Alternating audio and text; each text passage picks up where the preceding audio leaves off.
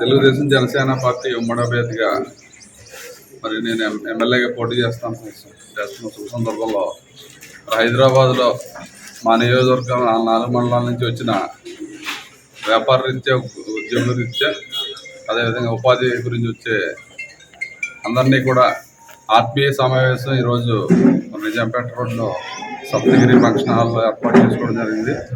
దానికి ఈరోజు హైదరాబాద్ వచ్చిన తర్వాత మన ప్రసాద్ గారు మమ్మల్ని అందరినీ కూడా బ్రేక్ఫాస్ట్కి వెళ్తాం. ఈరోజు ఇట్లా బ్రేక్ఫాస్ట్ చేసి ఇక్కడ కూడా మీటింగ్ పెట్టుకోవడం జరిగింది.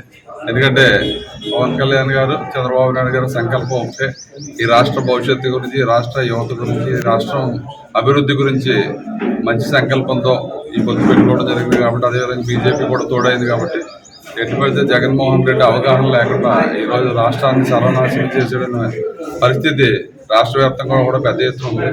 అన్ని సర్వేలు కూడా వన్ సైడ్గా ఈ పొత్తు 140 నుంచి 150 సీట్లు నచ్చుతాయని చెప్పడం జరుగుతుంది.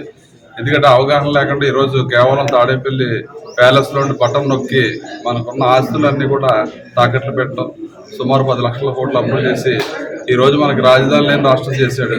పోలవరం ప్రాజెక్టు మరి 72% పూర్తి చేసి ఈరోజు 2% కూడా చేయకుండా రైతాంగాన్ని అందరూ కూడా తీవ్రమైన ఇబ్బంది పెట్టే పరిస్థితి ఉంది. అదేవిధంగా ఈరోజు చదువుకున్న యువత అంతా కూడా నిరుద్యోగులు మారిపోయే పరిస్థితి మన రాష్ట్రంలో ఉంది. కాబట్టి మరి ఏదైతే ఇండస్ట్రీస్ ఆ రోజు తీసుకొచ్చామో ఒక్క ఇండస్ట్రీ కూడా రాకుండా ఉన్న ఇండస్ట్రీస్ కూడా బయటకు పోయే పరిస్థితి. ఆ రోజు చంద్రబాబు నాయుడు గారు అనేక ఇండస్ట్రీస్ తీసుకొచ్చారు, విద్యా సంస్థలు తీసుకురావడం జరిగింది.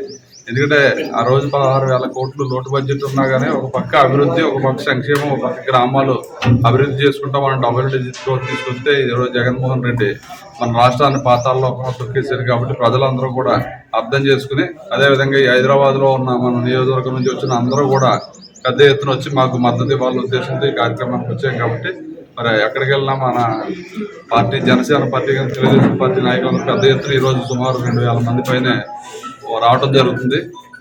అదేవిధంగా వారందరినీ కూడా ఎలక్షన్ మే 13 కాబట్టి అందరూ కూడా వచ్చి మన తెలుగుదేశం జనసేన ఉమ్మడి అభ్యర్థిగా పోటీ చేస్తారని బాలయోగి గారు అబ్బాయి కూడా తొందరలో అనౌన్స్ చేస్తారు. కాబట్టి అతను పార్లమెంట్ సభ్యులుగా ఉంటారు.